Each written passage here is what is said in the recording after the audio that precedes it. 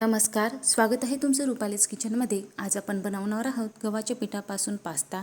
हा पास्ता नाश्ता तुम्ही सकाळीसुद्धा बनवू शकता किंवा जर संध्याकाळची छोटी मोठी भूक असेल तेव्हासुद्धा बनवू शकता। हा नाश्ता तुम्ही पटकन बनवू शकता, शिवाय हेल्दी पण आहे आणि टेस्टी पण आहे। चला तर बनवूया।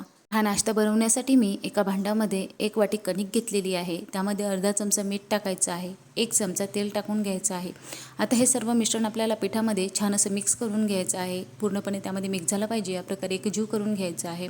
तर अशा प्रकारे हे सर्व मिक्स झालेलं आहे। आता इथं आपल्याला थोडं थोडं पाणी टाकून याची कणिक मळून घ्यायची आहे। फक्त कणिक मळताना ज्या प्रकारे आपण चपाती किंवा पोळीसाठी मऊ अशी कणिक मळतो त्यापेक्षा घट्ट आपल्याला कणिक मळून घ्यायची आहे। अशा प्रकारे जर तुमच्याकडे पहिले कणिक मळलेली असेल तर तुम्ही ती सुद्धा घेऊ शकता, फक्त पीठ लावून थोडीशी घट्ट करून घ्यायची आहे। आता आपण स्लरी तयार करून घेणार आहोत। त्यासाठी मी एका बाउलमध्ये 2 चमचे कणिक घेतलेली आहे।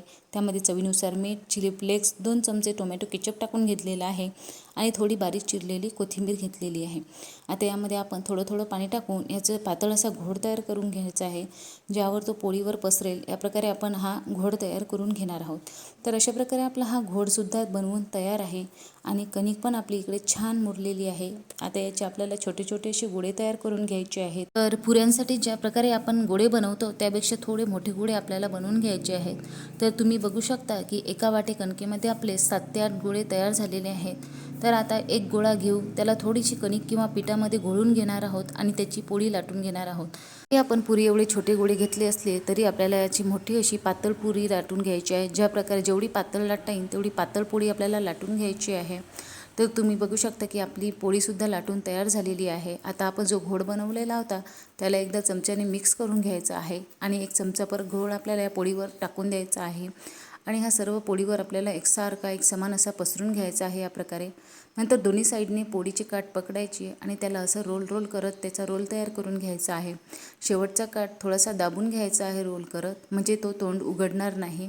तर अशा प्रकारे आपले रोल तयार आहेत। असे सर्व पोळीचे रोल आपल्याला तयार करून घ्यायचे आहेत। हे रोल आता आपल्याला वाफवून घ्यायचे आहे। त्यासाठी एका कढईमध्ये मी 2 ग्लास पाणी गरम करायला ठेवलेलं आहे आणि अशा प्रकारची एक चाळणी घ्यायची आहे। त्याला थोडं तेल लावून घ्यायचं आहे। तेल लावल्यानंतर हे रोल आपल्याला त्यावर ठेवून द्यायचे आहेत। तेल लावल्यामुळे हे रोल या चाळणीला चिकटणार नाहीत। अशा प्रकारे हे सर्व रोल आपण चाळणीमध्ये ठेवून घेतलेलं आहे। पाणी पण छान उकळलेलं आहे। आता ही चाळणी आपल्याला या कढईवर ठेवून द्यायची आहे आणि 10 मिनिटं या रोलला वाफ काढून घ्यायची आहे। तर 10 मिनिटं झालेले आहेत। तर तुम्ही बघू शकता की रोल छान फुगलेले आहेत, अजिबातही हाताला चिकटत नाहीत, म्हणजे छान वाफवले गेलेले आहेत। 5 मिनिटं आता याला आपल्याला थंड करून घ्यायचं आहे। 5 मिनिटानंतर हा रोल ड्राय झालेला आहे। ड्राय झाल्यानंतर हा रोल आपल्याला कट करून घ्यायचा आहे। कट करताना मी असा तिरकस भागात कट करत आहे। तुम्हाला हवं वाटल्यास तुम्ही गोल राऊंडमध्ये सुद्धा हा रोल कट करू शकता। हे रोल पूर्णपणे ड्राय असल्यामुळे छान कट होतात, अजिबातही चाकूला चिकटत नाहीत किंवा सुरीला चिकटत नाहीत। तर अशा प्रकारे तुम्ही बघू शकता किती छान आतमध्ये लेयर्स पडलेले आहेत। असे लेयर्स पडले की जो आपण मसाला यामध्ये घालणार आहोत तो छान असा आतमध्ये जाईल, त्यामुळे हा पास्ता खाण्यासाठी टेस्टी लागेल। बाजारातल्या पास्त्यापेक्षा हा पास्ता तुम्ही करून बघा, हा हेल्दी पण आहे। तुम्ही हा फ्रीजमध्ये स्टोअरसुद्धा करू शकता, हवं तेव्हा करून बनवून खाऊ शकता। आता आपण हा पास्ता फोडणी देऊया। त्यासाठी मी एका कढईमध्ये तेल गरम करून घेतलेलं आहे। तेल गरम झाल्यानंतर त्यामध्ये अर्धा चमचा जिरं टाकून घेतलेलं आहे। जिरं छान तडतडल्यानंतर एक मोठा कांदा बारीक करून घेतलेला आहे। कांदा आपल्याला छान लाल होईपर्यंत परतवायचा आहे।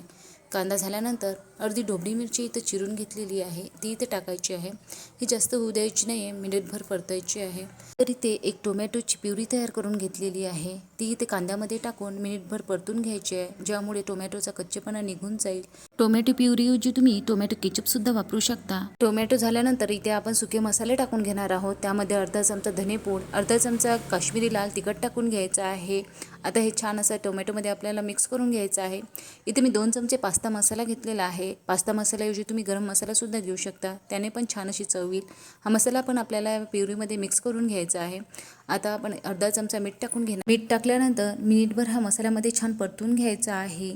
छान मसाले परतल्यानंतर आपण याला कव्हर करून घेणार आहोत आणि मीडियम गॅसवर आपल्याला 3 ते 4 मिनिटं छान असं याला वाफ काढून घ्यायची आहे।